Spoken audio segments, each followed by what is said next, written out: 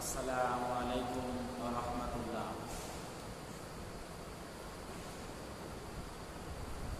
নাহমাদুহু ওয়া নাস্তাঈনুহু ওয়া নাস্তাগফিরুহু ওয়া নাউযু বিল্লাহি মিন শুরুরি আনফুসিনা। মান ইয়াহদিহিল্লাহু ফালা মুদিল্লা লাহু ওয়া মান yudlil ফালা হাদিয়া লাহু। ওয়া নাশহাদু আন লা ইলাহা ইল্লাল্লাহু ওয়াহদাহু লা শারীকা লাহু ওয়া নাশহাদু আন্না মুহাম্মাদান আবদুহু ওয়া রাসূলুহু। ওয়া ক্বালা তাআলা ফী শা'নি হাবিবিহি ইন্নাল্লাহা ওয়া মালাইকাতাহু ইউসাল্লুনা আলান নাবিয়্যি ইয়া আইয়ুহাল্লাযীনা আমানু সাল্লু আলাইহি ওয়া সাল্লিমু তাসলিমা। আল্লাহুম্মা সাল্লি আলা সাইয়্যিদিনা মাওলানা মুহাম্মাদ ওয়া আলা আলি সাইয়্যিদিনা শাফি'না মুহাম্মাদ। আল্লাহুম্মা সাল্লি আলা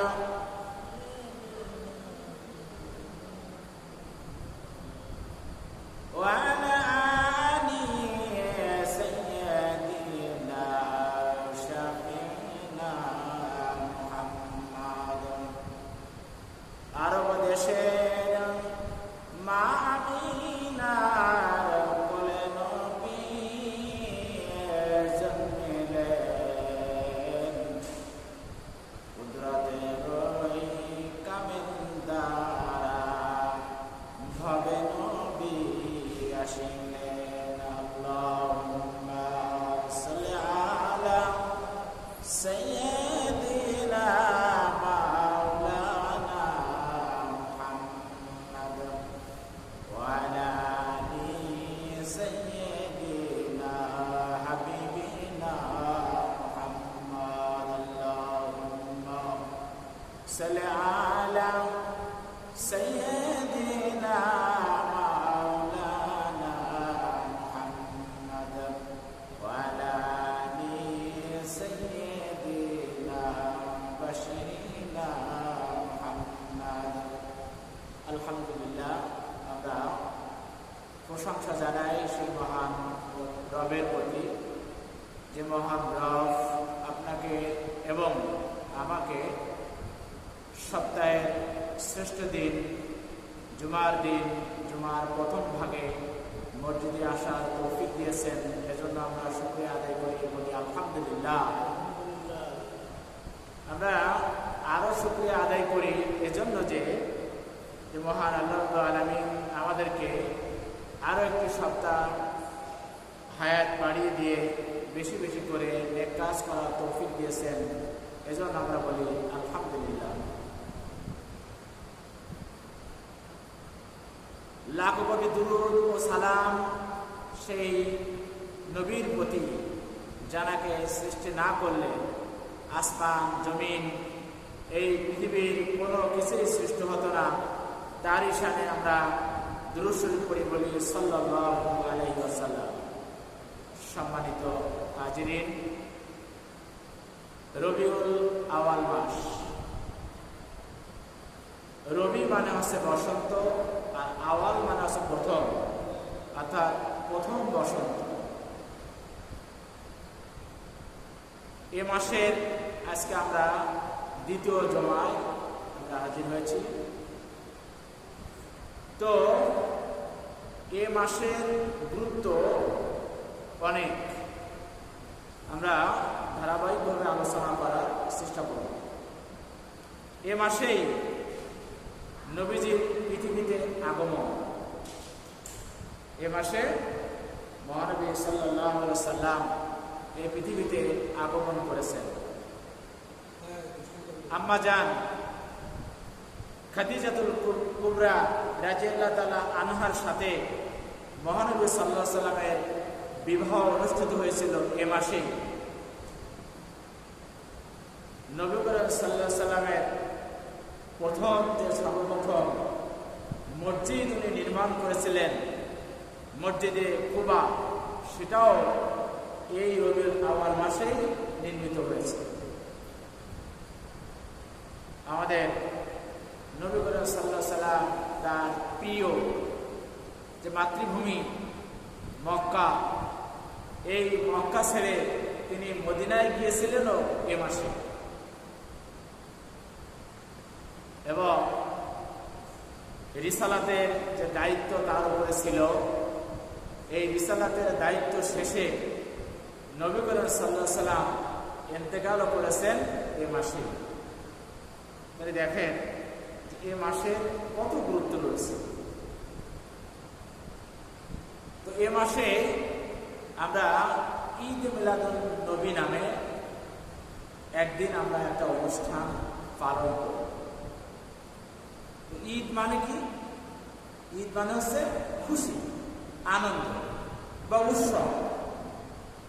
এটা কিন্তু বছরে একবারই আসে। আর আমাদের যেহেতু দুটো ঈদ, আমরা দুইবারই এই উৎসবটা পাই। আর ঈদ মিলাদুন নবী পাই একদিন। আর মিলাদ মানে হচ্ছে জন্ম, এদিন সরকারি ছুটি থাকে।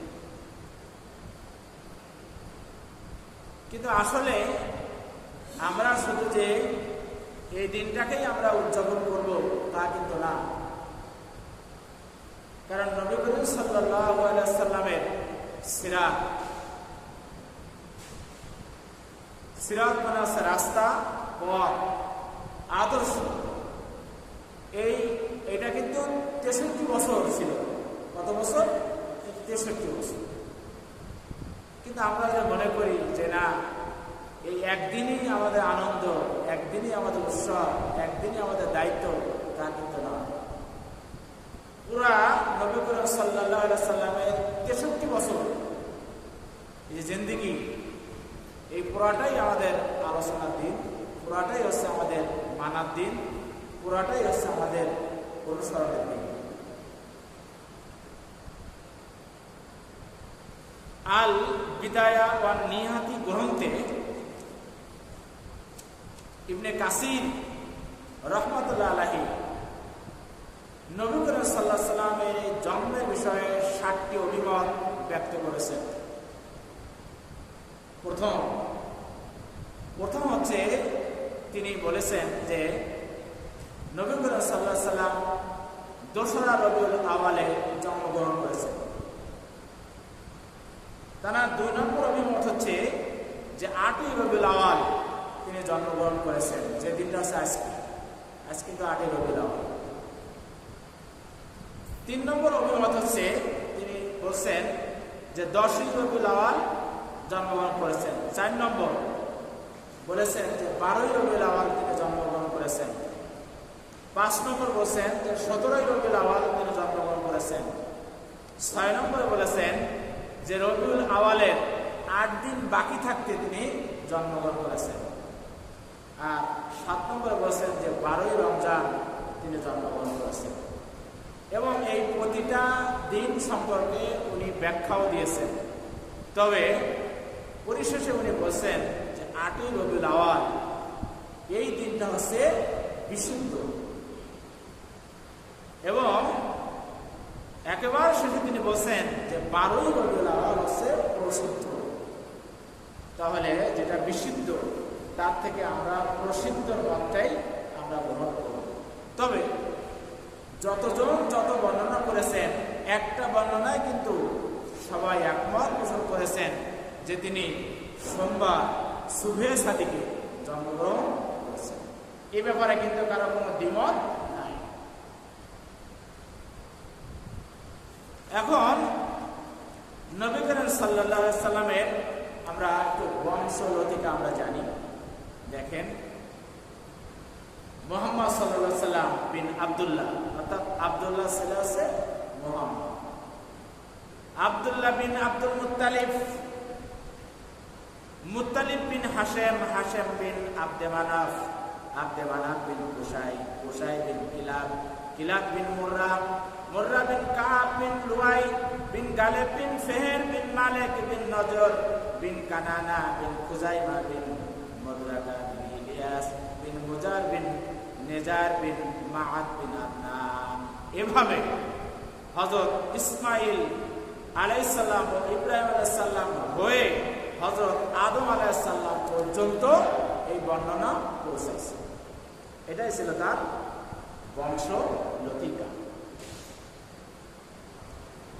তো নবী করিম সাল্লাল্লাহু আলাইহি সাল্লামের মা আমিনা ছিলেন আছে বিধবা, কেননা তার জন্মের 6 মাস পূর্বে তার পিতা মারা গিয়েছিলেন। এজন্য তার পিতা না থাকার কারণে তার জন্মের সময় যে আনন্দ বা উৎসব, এই আনন্দ এবং উৎসব আল্লাহ তাআলা নিজেই পালন করেছেন।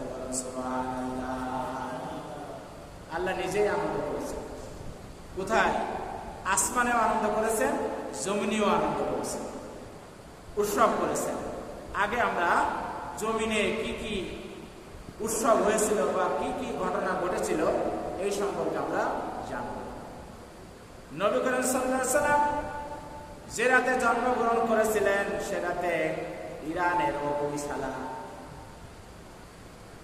যেটা তারা অগ্নি পূজা করত, যেখানে 3164 বছর ধরে এক টানা তারা এই আগুন তারা জ্বালিয়েছিল। এই আগুন কোনো সময় তারা নিভাত না।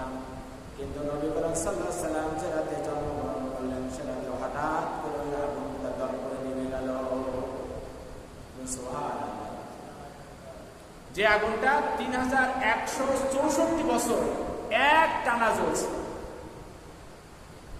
ওই অগ্নিশালা যারা দায়িত্বে ছিলেন তারা বলছেন যে ওই রাতে আমাদের ফিতা ছিল জ্বালানোর জন্য, আমাদের তেলও ছিল, যাবতীয় সরঞ্জাম ছিল, কিন্তু ওই রাতে আমরা এই আগুন আমরা আর জ্বালাতে পারি না।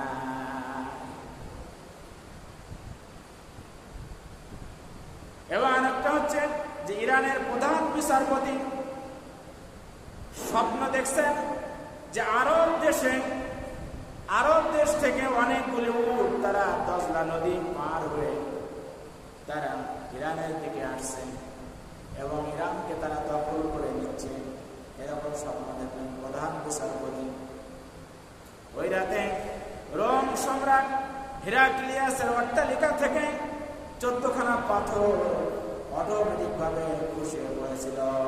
কোনো ভূমিকম্প নাই, কোনো ঝড় নাই, কোনো কিছু নাই, হঠাৎ করে 14খানা পাথর খসে পড়ে গিয়েছিল। এবং পরবর্তীতে তারা গবেষণা করল এই 14খানা পাথর খসে যাওয়ার কারণ কি। তারা গবেষণা করে পেল যে আজ থেকে 14 জন সম্রাট যখন পার হবে, 14 জন সম্রাটের যখন ক্ষমতা শেষ হয়ে যাবে, শেষ হওয়ার পরে মুসলমানরা এই রোম দখল করবে এবং 1453 খ্রিস্টাব্দে দ্বিতীয় মুহাম্মদ এই রোমের দখলদারি তিনি পেয়েছিলেন। সুবহানাল্লাহ, 1453 খ্রিস্টাব্দে। এবং খ্রিস্টানদের যে গির্জা ছিল এই গির্জাটা দখল করে সেখানে তারা মসজিদে পরিণত করেছিলেন, মসজিদে রূপান্তর করেছিলেন তাদের এই গির্জাটা।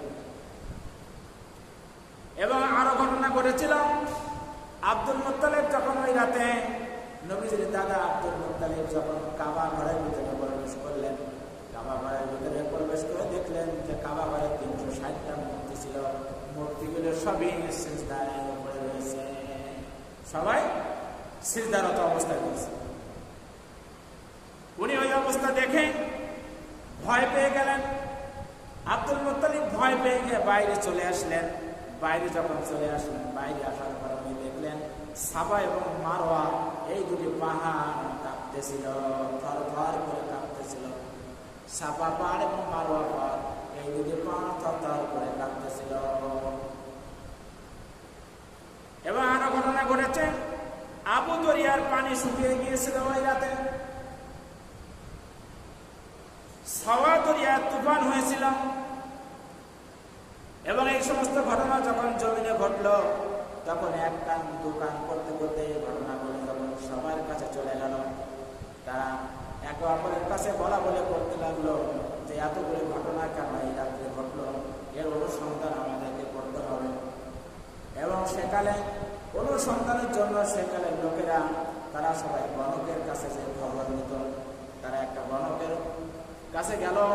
গণকের কাছে যে এ সমস্ত খবর তারা বর্ণনা করার জন্য যখন তার কাছে গেল, একটা গণকের সন্ধান পেল। সেই জামানার সর্বশ্রেষ্ঠ গণক ছিলেন যিনি, তার নাম ছিল সাথী। এটা হলো ইয়ামেন।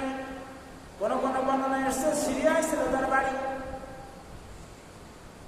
তো লোকেরা যখন তার কাছে গেল, দেখলো একটা মাংস পিণ্ডির মতো গোল, এটা গোল, মানে তার মুখ চোখ কিছুই বোঝা যাচ্ছে না, এমন গোল অবস্থায় পড়ে রয়েছে।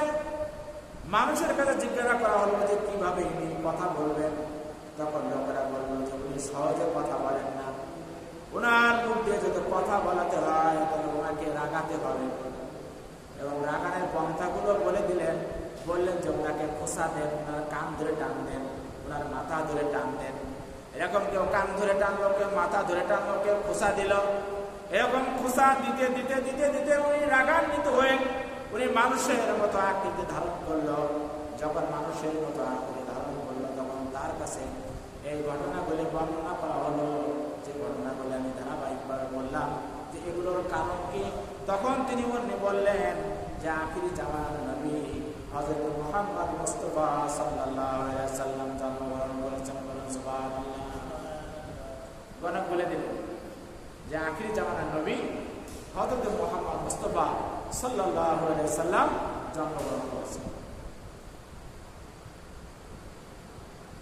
সেই জামানায় তাওরাত কিতাব যারা অভিজ্ঞ ছিল, এই তাওরাত কিতাবের একজন অভিজ্ঞ মানুষ, একজন আলেম ছিল তাওরাত কিতাবে, তিনি ছিলেন ইহুদি। এই ইহুদি উনিও আস্তে আস্তে এই খবরটা উনি জানতে পারলেন। জানতে পারার পরে উনি তার সঙ্গীদেরকে, ওনার সাথীদেরকে বললেন যে তোমরা তো একটু খোঁজ নাও, একটু খবর নাও তো যে কোনো বিধবার ঘরে এই রাতে কোনো সন্তান জন্মগ্রহণ করেছে কিনা। এবং লোকেরা খোঁজ খবর নিয়ে জানতে পারল যে আমিনার বাড়িতে একজন সন্তান জন্মগ্রহণ করেছে। তখন ইহুদি আলেম বলল যে আপনারা আমাকে তো সেটাই নিয়ে চলেন, আমি তো সেখানে যেতে চাই। ওই ইহুদি আলেম তার সঙ্গীদেরকে নিয়ে আমিনার বাড়িতে আসলাম। আমিনার বাড়িতে আসার পরে আমিনাকে বলল যে তোমার সন্তানটা আমরা একটু বলে দিতে চাই। তখন সন্তানটা বলে নিল। বলে নেওয়ার পরে জিজ্ঞাসা করলো যে নাম কি রাখা হয়েছে। আমিনা বললেন তার দাদা নাম রেখেছে মুহাম্মদ, আর আমি মা তার নাম রেখেছি আহমদ। সুবহানাল্লাহ। মানে ওনার তাওরাতের প্রথম কথা মিলে গেল। কারণ আখিরি জামানার নবী যিনি হবেন তার দুটো নাম, একটা মোহাম্মদ আর একটা হচ্ছে আহমদ, নামে মিলে গেল। তাওরাতের আলেম বললেন নামে মিলে গেল। এবং বড় হওয়ার পরে এই মুহাম্মদ সাল্লাল্লাহু আলাইহি সাল্লাম তিনি কারোর সাদকা খাবেন না। নবী সাল্লাল্লাহু আলাইহি ওয়াসাল্লাম সাদকা খেয়েছেন না, তিনি হাদিয়া গ্রহণ করেছেন, কিন্তু কোনো সাদকা গ্রহণ করেননি। উনি বললেন ইনি সাদকা খাবেন না, ইনি হাদিয়া গ্রহণ করবেন। খেজুর বাগানের দেশে উনি হিজরত করবেন। মদিনা হিজরত করছেন, মদিনা ছিল খেজুর বাগান। এই ইহুদি আলেম বর্ণনা করলেন। এবং ইহুদি আলেম এবার নবী করিম সাল্লাল্লাহু আলাইহি সাল্লামকে নিয়ে একটু উল্টাতে থাকলেন, একটু পিঠের দিকে দেখতে থাকলেন। পিঠের দিকে দেখে যে দুই কাঁধের মাছ বরাবর আসিলের মতো একটা জিনিস দেখা গেছে।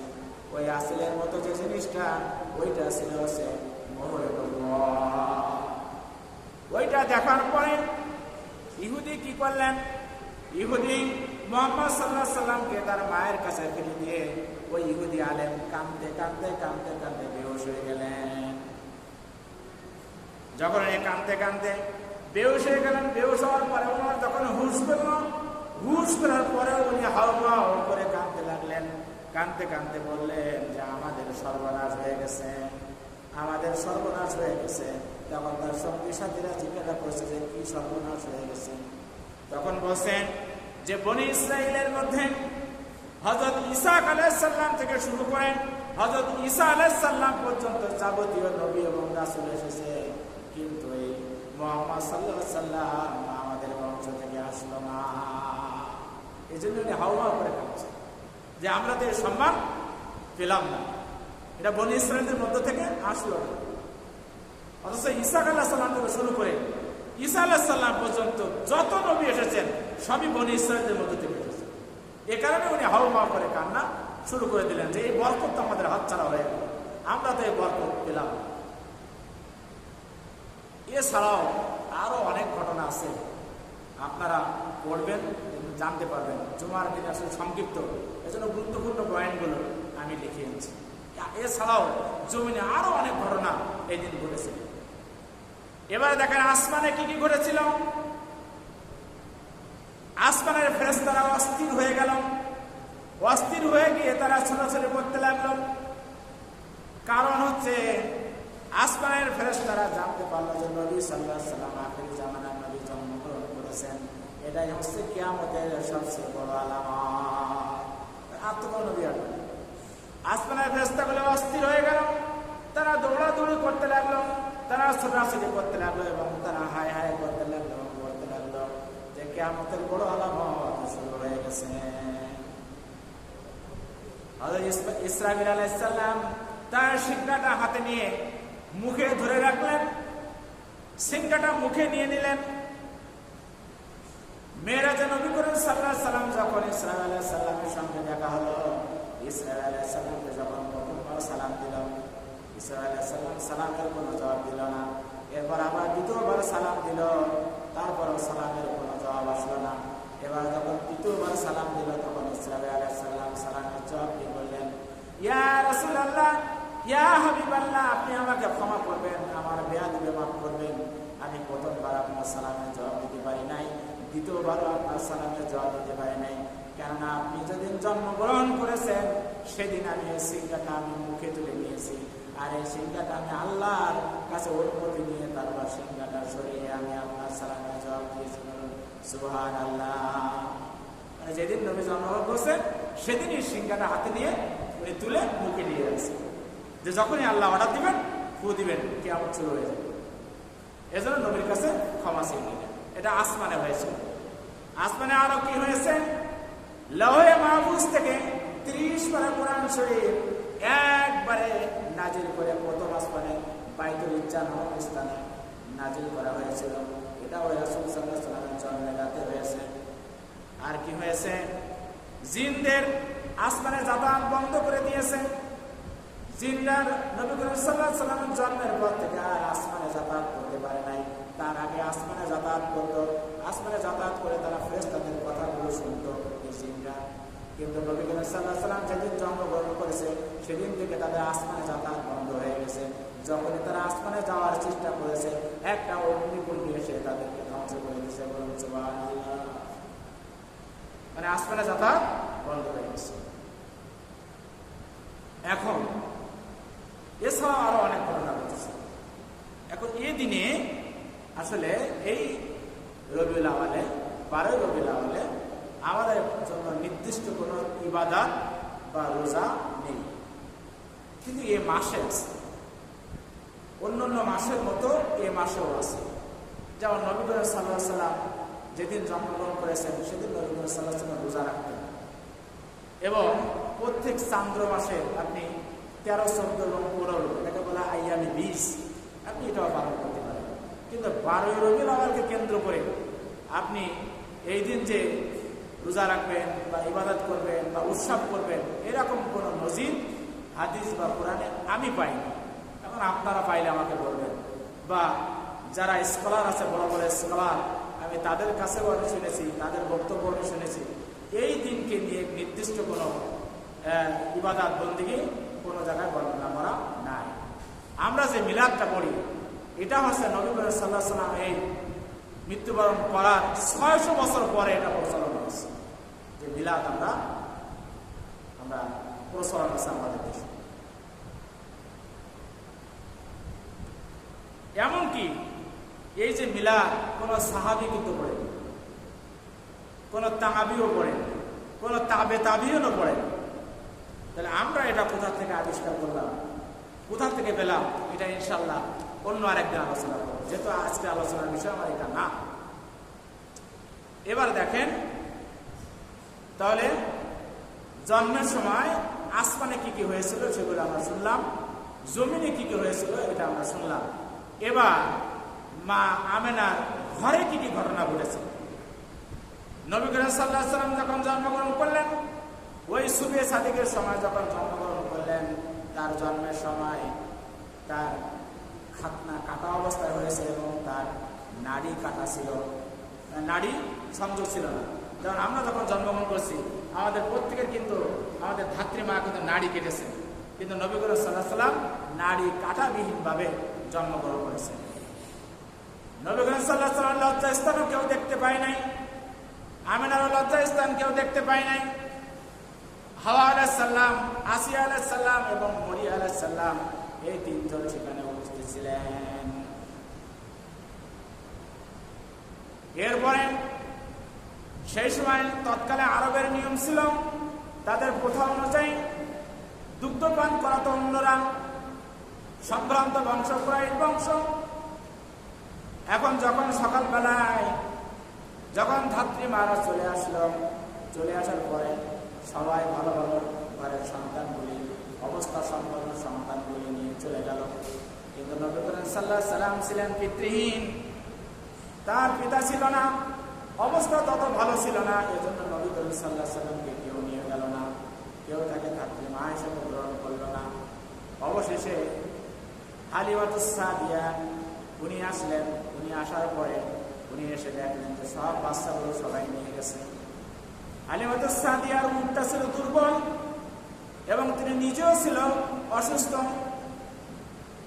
এই অবস্থায় তিনি যখন সমস্ত বাড়িতে খোঁজ করে দেখে যে কোনো বাচ্চা নাই, অবশেষে যখন দেখেন আব্দুল মুত্তালিব দাদা রাস্তার পাশে দাঁড়িয়ে আছে, হালিমাতুস সাদিয়া জিজ্ঞাসা করলেন যে এ বাড়িতে নাকি একটা সন্তান হয়েছে। বলছে হ্যাঁ, এ বাড়িতে একটা সন্তান হয়েছে, কিন্তু সেই সন্তান তার কিন্তু পিতা নাই। তখন হালিমাতুস সাদিয়া স্বামীর কাছে বলল, স্বামী যান, আমরা তো কোনো বাচ্চা পেলাম না, এত দূর আমরা তায়েফ থেকে এসেছি, আমরা এত দূর যখন এসেছি আমরা খালি হাতে কেন ফিরে যাব, এই বাচ্চাটা আমরা একটু দেখি। তখন হালিমাতুস সাদিয়া আব্দুল মুত্তালিবকে বলল, বাচ্চাটা আমাকে একটু দেখতে দিন, আমরা একটু বাচ্চাটা দেখবো, যদি বাচ্চাটার চেহারা ভালো হয় তাহলে আমরা নিব, অনেক টাকা পয়সা তো আমরা এ জগৎ পেলাম, আমরা অন্তত একটা বাচ্চা মতো বিনা পয়সা আমরা লালন পালন করবো। যখন বাচ্চাটা গ্রহণ করার জন্য দেখার জন্য হালিমাতুস সাদিয়া যখন ঘরে চলে গেল, বাচ্চার চেহারা দেখে হালিমাতুস সাদিয়া চোখ সরাতে পারল না। আমার নবীর চেহারা ছিল পূর্ণিমার চাঁদের চেয়েও সুন্দর। সুবহানাল্লাহ। ইউসুফ আলাইহিস সালামের সৌন্দর্য দেখে জুলাইখার সাথীরা আপেল কাটার পরিবর্তে নিজেদের আঙ্গুল তারা কেটে ফেলেছিল। মানে জুলাইখার বান্ধবীরা এসে যখন জুলাইখাকে বলল, তো জুলাইখা, ইউসুফ আলাইহিস সালামের মধ্যে তুমি কি দেখেছো যে তুমি তার প্রেমে তুমি পাগল হয়ে গেছো? তখন জুলাইখা তার সাথীদের, তার বান্ধবীদের সামনে যখন ইউসুফ আলাইহিস সালামকে এনে দিল আর তাদের কাছে আপেল এবং ছুরি দিল, তারা আপেল কাটতে যেয়ে নিজেদের আঙ্গুল কেটে ফেলছিল। আর আমার নবীর চেহারা ইউসুফ আলাইহিস সালামের চেয়েও অনেক সুন্দর ছিল। আমার নবীর চেহারার বর্ণনা করেছেন হযরত আয়েশা সিদ্দিকা রাদিয়াল্লাহু তাআলা আনহা। হযরত আয়েশা সিদ্দিকা রাদিয়াল্লাহু তাআলা আনহা বলেন যে একদা রাতে আমি কাঁথা সেলাই করতেছিলাম সুই সুতা দিয়ে, এমন অবস্থায় আমার যে আলো ছিল, এই আলোটা একটা দমকা হয় এসে আমার আলোটা নিভে গেল আর আমার হাত থেকে সুচটা পড়ে গেল। যখন আমার হাত থেকে এই সুচটা পড়ে গেল, ঠিক সেই মুহূর্তে নবী করিম সাল্লাল্লাহু আলাইহি ওয়াসাল্লাম আমার ঘরে পদার্পণ করলেন। আমার ঘরে যখন উনি পদার্পণ করলেন, পদার্পণ করার পরে তার সৌন্দর্যে, তার চেহারায় আমি ওই হারানো আমার সুচটা আমি খুঁজে পেয়েছিলাম। সুবহানাল্লাহ। একটু জোরে বলেন না সুবহানাল্লাহ। এই ছিল আমার নবীর ছিল।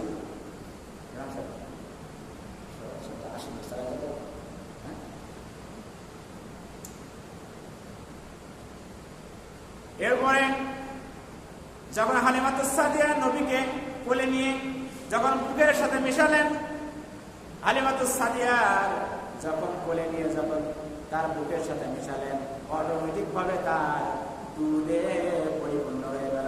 সুবহানাল্লাহ। কারণ নবী করিম সাল্লাল্লাহু আলাইহি ওয়াসাল্লাম তো ওই অলৌকিক ছিলেন। এবার যখন তাকে নিয়ে ওই উটের পিঠে উঠলো, মুখটা সবল হয়ে গেল। অন্যান্যরা যখন ভালো ভালো বাচ্চা নিয়ে তারা চলে এসেছে, এসে দেখে যে তাদের উটগুলোকে এত দ্রুত এই উট চলতে থাকলো যে তাদের উটগুলোকে পিছনে ফেলিয়ে হালিমাতুস সাদিয়া বাড়িতে চলে গেল। তখন তাকে ডেকে জিজ্ঞাসা করলো, ও হালিমাতুস সাদিয়া, তোমার উট তো দুর্বল ছিল, তোমার উট কেন এত সবল হয়ে গেল? কিন্তু বরকত কার? নবী করিম সাল্লাল্লাহু আলাইহি ওয়াসাল্লামের বরকত। এবার হালিমাতুস সাদিয়া যখন এই বাচ্চা নিয়ে বাড়িতে চলে গেল, বাড়িতে চলে যাওয়ার পরে দেখলাম যে তার একটা কুয়া ছিল, বন্ধ কুয়া, কুয়ায় কোনো পানি ছিল না। কুয়ার কাছে যেয়ে দেখে যে কুয়ায় পানি পরিপূর্ণ হয়ে গেল। বলুন সুবহানাল্লাহ। কুয়ায় পানি পরিপূর্ণ হয়ে গেছে। এবার উনি দেখলেন যে সবকিছু অলৌকিক ঘটনা ঘটে যাচ্ছে। উনি বাগানে গেলেন, বাগানে যেয়ে দেখে যে খেজুর গাছগুলি মরে গিয়েছিল সেই খেজুর গাছগুলিও আস্তে আস্তে জীবিত হয়ে গেছে এবং তাতে পাতা গজিয়ে গেছে। বলেন সুবহানাল্লাহ। কেননা নবী করিম সাল্লাল্লাহু আলাইহি ওয়াসাল্লাম ছিলেন বরকতের বাচ্চা। কিসের বাচ্চা? বরকত। নবী করিম সাল্লাল্লাহু আলাইহি ওয়াসাল্লাম বরকতে এরকম অলৌকিক ভাবে সব পরিবর্তন হতে থাকলো। এবং হালিমাতুস সাদিয়া বর্ণনা করছেন যে নবী করিম সাল্লাল্লাহু আলাইহি ওয়াসাল্লাম যতদিন আমার দুধ পান করেছে, নবী করিম সাল্লাল্লাহু আলাইহি ওয়াসাল্লাম সবসময় আমার একটা দুধ পান করেছেন, আর একটা দুধ তার দুধ ভাই আব্দুল্লাহর জন্য রেখে দিত। কোনো সময় আমি জোর করেও তার আমি আর একটা দুধ আমি পান করাতে পারি নাই। বলুন সুবহানাল্লাহ। দেখেন ছোটবেলায় তার ভিতরে যে একটা যে উনি যে ন্যায় বিচার হবেন, উনি যে শেষ জামানার যে নবী, শ্রেষ্ঠ নবী হবেন, তখন এগুলো ছোটবেলায় থেকেও তার মধ্যে প্রকাশ পেয়েছে। এরকম বহু ঘটনা এরকম ঘটতে থাকলো। এরপরে হালিমাতুস সাদিয়ার ছেলে মেয়েদের সাথে নবী করিম সাল্লাল্লাহু আলাইহি ওয়াসাল্লাম মেষ চড়াতে যেতেন। বাল্যকালে সবাই মাঠে যে খেলাধুলা হই হুল্লোড় আনন্দ করতেন, কিন্তু নবী করিম সাল্লাল্লাহু আলাইহি ওয়াসাল্লাম এগুলো করতেন না। তিনি হই হুল্লোড় করতেন না, আনন্দ করতেন না। এই বাল্যকালে এই খেলাধুলা করা অবস্থায় একবার ফেরেশতা জিবরাইল আলাইহিস সালাম এসে তার কিন্তু সিনা সাফ করছে, অর্থাৎ সিনাটা বের করে জমজমের পানি দিয়ে সেটা ধৌত করে আবার যথাস্থানে স্থাপন করেছে। মোট 4 বার সিনা সাফ হয়েছে। তার একবার হচ্ছে এই। আমরা ধারাবাহিকভাবে ইনশাল্লাহ আলোচনা করব। যেটুকু আলোচনা করলাম আমরা সবাই আমল করার চেষ্টা করব। আমাদের সভাপতি সাহেব আমাদের মধ্যে